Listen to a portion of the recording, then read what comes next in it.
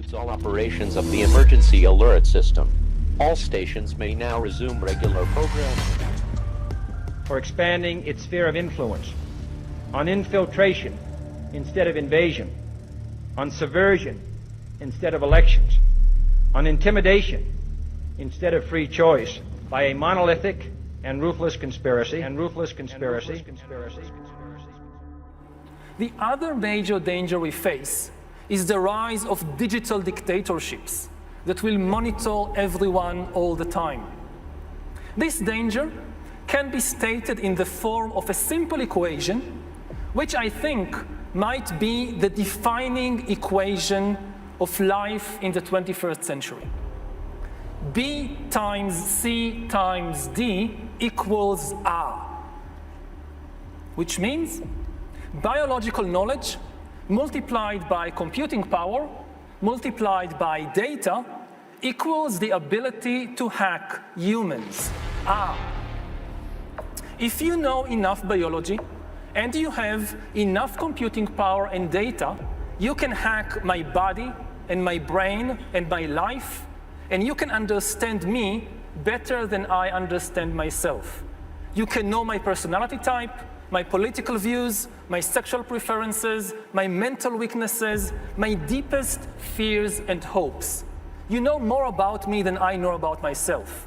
And you can do that not just to me, but to everyone. A system that understands us better than we understand ourselves can predict our feelings and decisions, can manipulate our feelings and decisions, and can ultimately make decisions for us. Now, in the past, many tyrants and governments wanted to do it, but nobody understood biology well enough, and nobody had enough computing power and data to hack millions of people. Neither the Gestapo nor the KGB could do it. But soon, at least some corporations and governments will be able to systematically hack all the people. We humans should get used to the idea that we are no longer mysterious souls. We are now hackable animals. That's what we are. The power to hack human beings can, of course, be used for good purposes, like providing much better healthcare. But if this power falls into the hands of a 21st century Stalin, the result will be the worst totalitarian regime in human history, and we already have a number of applicants for the job of 21st century Stalin. Just imagine North Korea in 20 years, when everybody has to wear a biometric bracelet which constantly monitors your blood pressure, your heart rate, your brain activity, 24 hours a day. You listen to a speech on the radio by the great leader, and they know what you actually feel. You can clap your hands and smile, but if you're angry, they know you'll be in the gulag tomorrow morning. Science is not really about truth. It's about power. Science is not really about truth. It's about power. This tech in the wrong hands will result in the worst totalitarian regime in history. That is, when and if it is used in nefarious ways. Which, of course, they're going to use it in nefarious ways. The whole point is to manipulate behavior. Really, it's all a part of a social engineering agenda, and each aspect of this broader agenda is entirely dependent upon digital ID. And that is what we're going to talk about tonight. Now they do have a multifaceted marketing campaign to sell this to the public. You know, they propose we have a problem, one that must be addressed or it's the end of humanity as we know it. And of course, they have a solution. However, there needs to be a bridge between the problem and the solution. And that, of course, is digital ID. That is the bridge. And that's because all they need to manage this new system is this mechanism. For example, digital ID is going to be tied to every aspect of their agenda. So in regards to the climate, they will use it to track individual carbon footprints and prove climate refugee status. For medical reasons, they can use digital ID as a way to mandate medical passports, leading to mass compliance while providing the overall digital framework for the whole system. And of course, they're going to tie it to CBDCs. They will use digital ID as a way to adopt identity-verified solutions in order to eliminate anonymity and record every single transaction on Earth. One other pitch is cybersecurity. They say the plan is to exploit cyber attacks as a means to kickstart national identity systems and to create, and I quote, a passport to the metaverse. Okay, so let's just look past the whole passport to the metaverse nonsense. Digital ID is going to be terrible for cybersecurity. We really do not know anything about their plans for data encryption. And with all of that important information related to your identity, your medical records, your tax data, your purchase history, your DMV info, all of it in one place, well, it doesn't bode well for you. Hackers are going to have a field day. Now their main plan to sell this to the public is to highlight the convenience. Yes, they plan to create an all-encompassing, interoperable framework in order to enable all life situations. Well, the thing is that digital identities encompass everything that makes you unique in the digital realm. And it is a system that can consolidate all of your most personal, intimate data, which includes every website you visit, your online purchases, health records, financial accounts, and it even can compile all of your social media data into one location. And that's not all. Once they have that overall profile built about you, the system can also be used to determine what products, services, and information are available to you. And of course, that also means that it can be used by public and private entities to deny you access to certain services. And I quote from the World Economic Forum, "The digital identity determines what products, services, and information we can access, or conversely, what is closed off to us." End of quote. Now, in the graphic on the screen, you can see digital ID is at the center, and surrounding that includes, and I quote, well, it includes telecommunications, e-government, social platforms, e-commerce, humanitarian responses, travel and mobility, food and sustainability, financial services, and healthcare. Now, there is information underneath each aspect, however, I'm not going to read through them all, but it's definitely worth checking out. And when you look at it, it's all encompassing. A link will be in the description.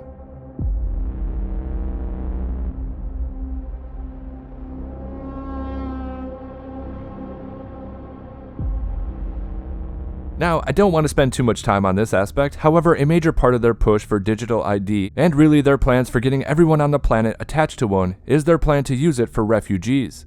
Recently, in the last couple of weeks, Bill Gates has added another $100 million into the digital ID agenda. His work with the Gavi Alliance, which we have talked about before, Gavi is a founding partner of ID 2020, and ID 2020 is the group behind the Good Health Pass Collective, which is a project dedicated to bringing about digital identity through medical passports.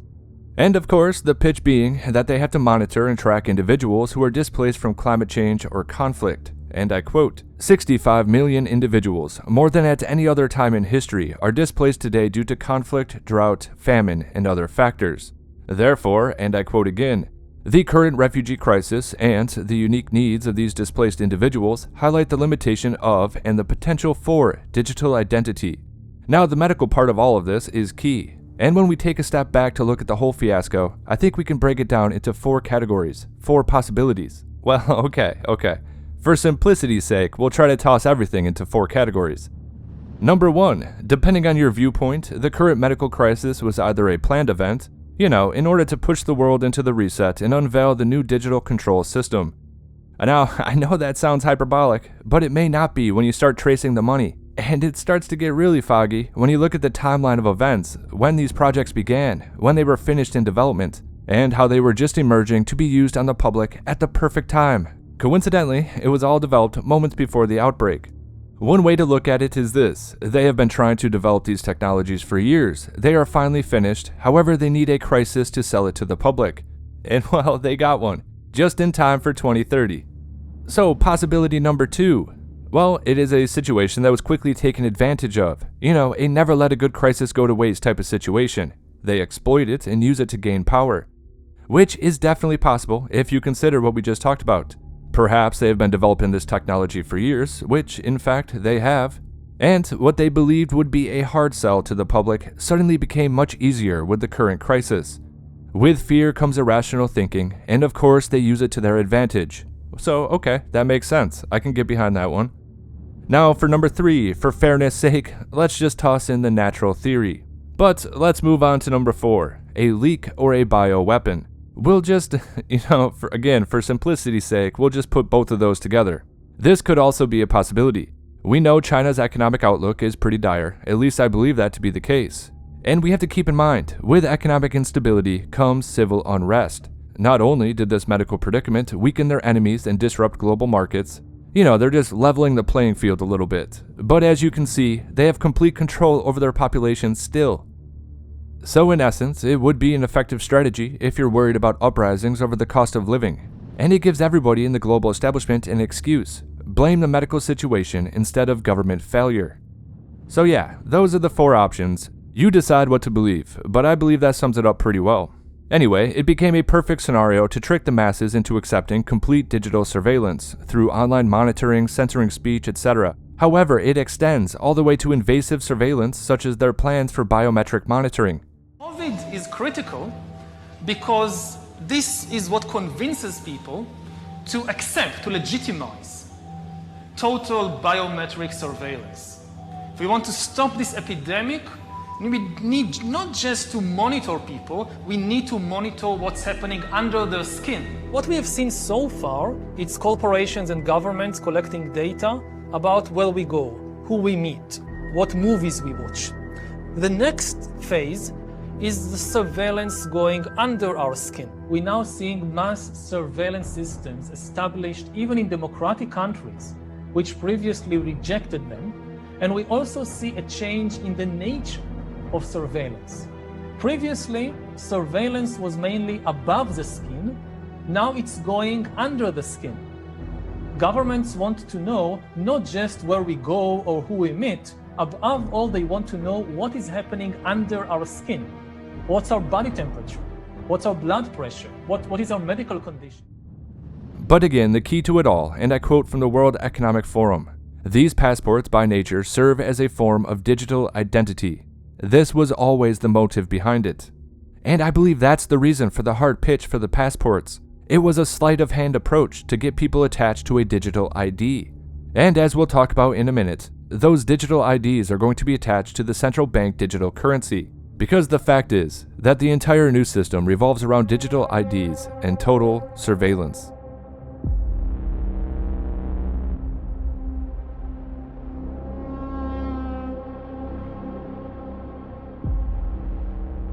Okay, in the last video, I mentioned the clip of Joe Biden saying that he doesn't care about the strength or value of the dollar, and that he's worried about the rest of the world. Speculation being that, yeah, they don't care if they crash the economy, destroy the dollar, and collapse everything, because the plan is to reset the economy, move to a carbon-based system, and a CBDC. And well, another image I showed in the last video was from the Bank of International Settlements, and they say, and I quote, "A CBDC is not a universal solution. It must come with digital and financial literacy, as well as an identity." And yeah, they mean a digital identity. For that, public and private sectors have to work together. End of quote. Yeah, perfect. Corporatism. What a great idea. However, that's not all. From the World Bank, and I quote, "Digital identity verification is essential to the operation of CBDCs, particularly in cross-border transactions. Tradable digital assets must be tied to a digital identity system." End of quote.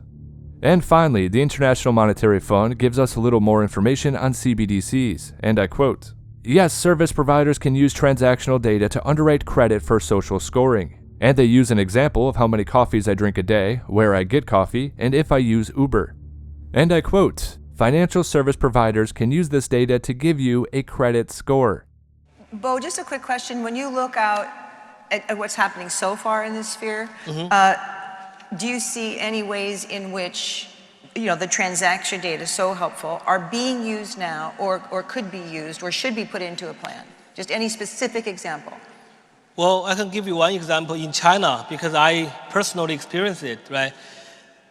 Those transaction data can be utilized by service providers in credit underwriting, in the sense that, those transaction data in terms of how many coffee I drink every day, where I buy coffee, do I use Uber every day, and what kind of working hours I have. Those non-traditional data can be very useful for financial service providers to give me a credit score. And based on that credit score, the financial service provider give me a credit line without any face-to-face due diligence. That's a big saving because traditionally, banks They need to do due diligence. They need to meet with us face to face. They need to even visit my home if they want to give me a home equity loan, right? So there's a lot of cost associated with traditional credit underwriting. But the non-traditional credit underwriting is based on data. And there is no need for face-to-face meeting. And it's much faster and much cheaper. And that's a way to create value. And we see a lot of that already in China because we have very good mobile payment system in China. And those service providers, they are providing a lot of additional financial service in addition to payment. And that can be very profitable. And that's the value we are talking about to make it attractive to private sector players to join this ecosystem. And I quote from the BIS Innovation Hub director, "Privacy and anonymity are tricky issues, but it's worth it to sacrifice a little privacy for security." End of quote. No, it's not. Especially when you cannot trust the people in charge of oversight, and when you can't trust who will be running the system in the future. Now let's play devil's advocate for a moment. If for some reason you believe that the current crop of politicians are keeping everything on the up and up, you have no reason to distrust them. Although I definitely disagree with you, I would just ask you to think about the future. Once you give up these protections, you are not going to get them back. And eventually someone's going to come along and use this system to subjugate the world. You cannot trust anyone with this much power. Anyway, this all fits perfectly with what we have been talking about for quite a while. However, we have more. Yes, when conspiracy theories end up being right, we have the Deputy Managing Director of the IMF sharing how central bank digital currencies would allow the government to precisely control what people can and cannot buy with their own money. I can't believe he said it, but he did, and I quote, "A CBDC can also be programmed to buy only food, which can help government agencies precisely target their support to those who need it." And I quote again, "Governments in the private sector can use CBDCs to program smart contracts to target policies such as welfare payments, UBI, consumption coupons, and food stamps." I mean, I don't know how much more proof we need. We go over these examples constantly. CBDCs can be programmed to determine what people can and cannot own. This is not good. And yes, what's going to be at the core of this? Well, it's going to be socially acceptable behavior as defined by government. Yes, that's going to be at the core of their social credit system. This will define access to credit, finance, insurance, and even accessibility within public places such as concerts and sporting events. This is really not good.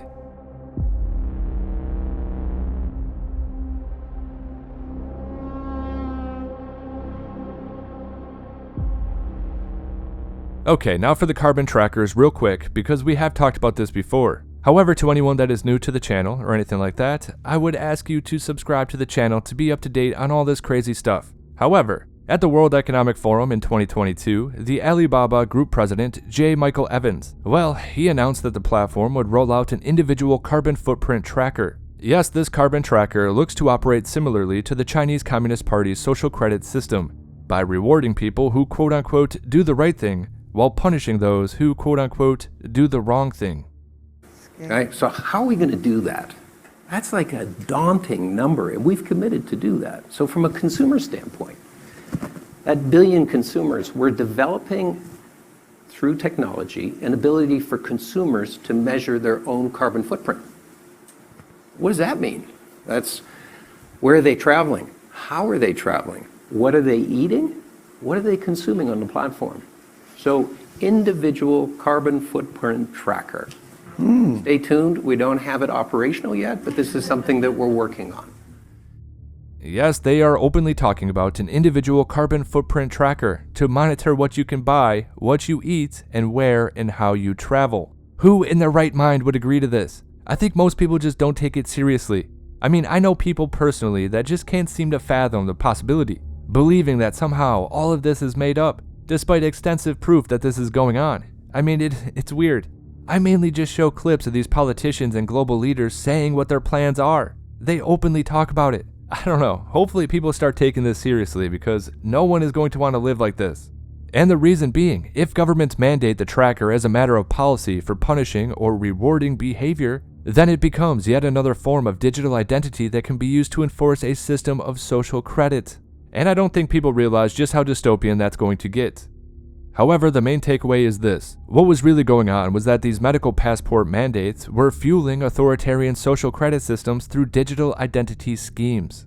And as a result of this, citizens all around the world began to rise up against their government's tyrannical mandates and restrictions that had nothing to do with public health and everything to do with control. And this is where really everyone should take a bow, because the pushback really made them rethink their approach. We have witnessed the establishment begin to back off this idea, but I don't think we're done yet. We just have to keep reminding people that this has nothing to do with the medical issue. It's all about control. These passports would have laid the foundation for widespread digital identity adoption. It was simply a bait and switch type of deal. And yes, they did the old bait and switch because digital identity schemes are now laying the foundation for a global system of social credit tied to financial institutions and CBDCs. It all comes back to digital ID.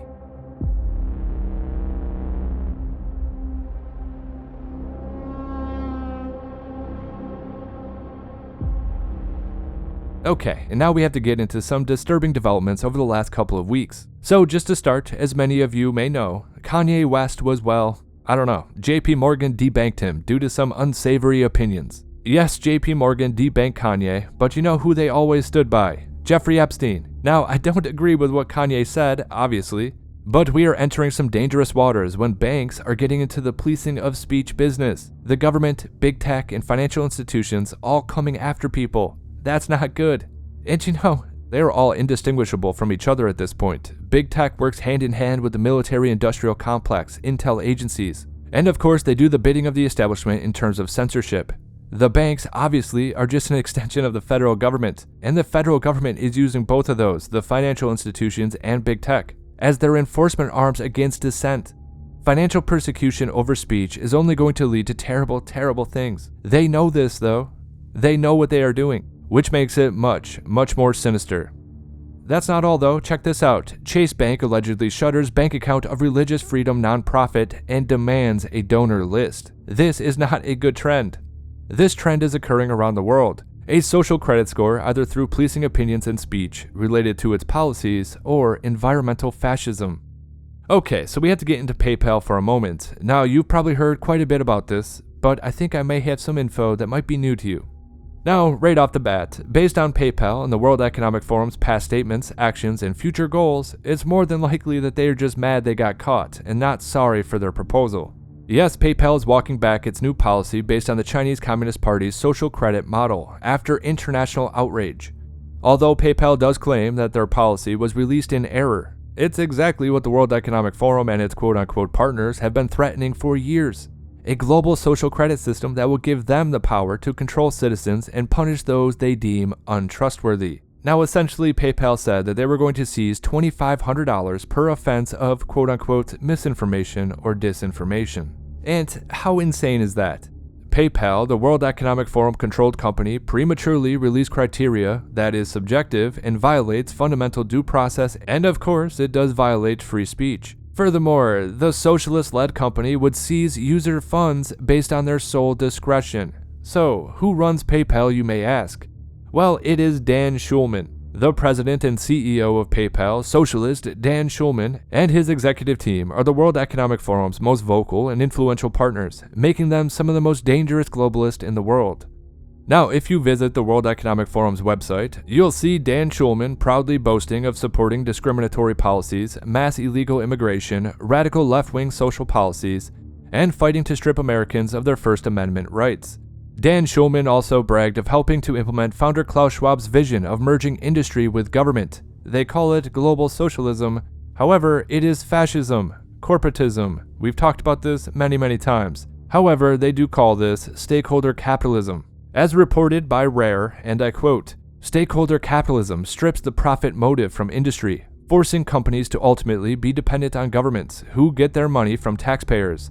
Obviously, this system would be unsustainable, but it is still embraced by the leftist elite. As former British Prime Minister Margaret Thatcher said, and I quote, "The problem with socialism is that you eventually run out of other people's money."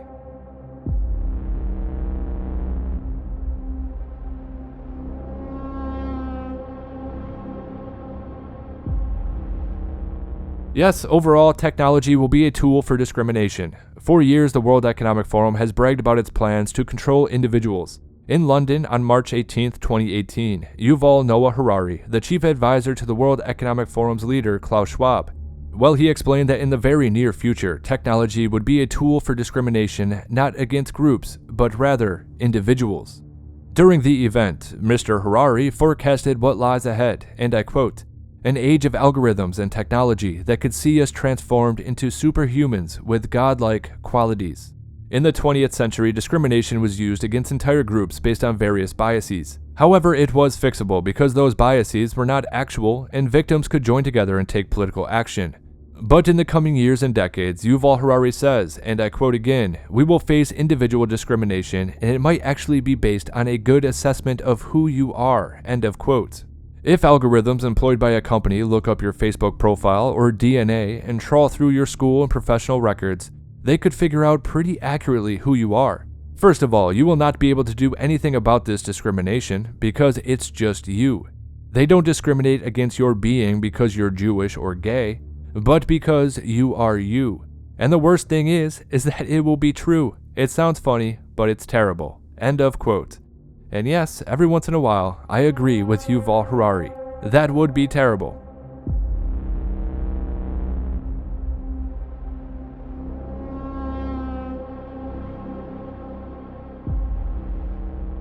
The World Economic Forum's digital identity scheme has been laying the foundation for a global social credit system that will give globalists the power to control citizens and punish those they deem quote-unquote untrustworthy.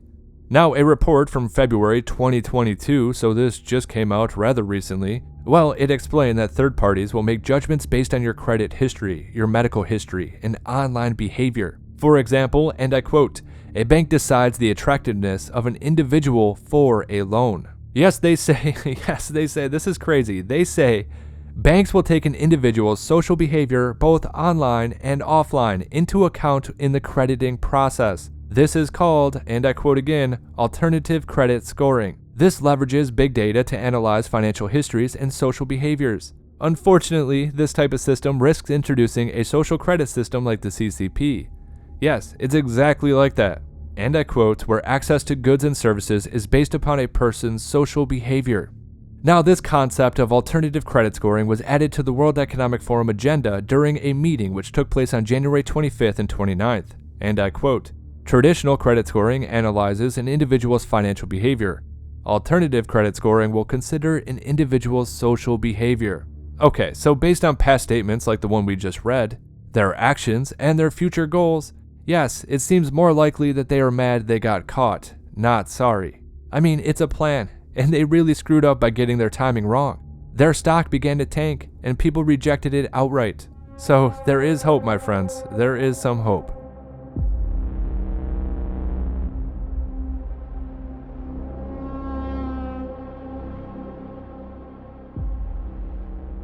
However, the disturbing nature of the global agenda is wide-ranging, and these are just a few really, really terrifying stories. And I quote, "In Saudi Arabia, there was a tribe who was forcibly ejected to make way for the $500 billion Nome megacity.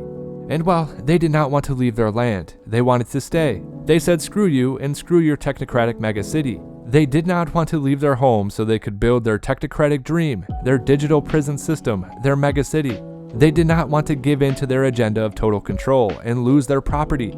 And because of their dissent, they were sentenced to death. How crazy is that?" Now, it's becoming a theme. I said it 2 videos ago, I said it in the last video, and I'll say it one more time. The entire world has gone mad. Everyone has lost their minds, and it's time we act accordingly.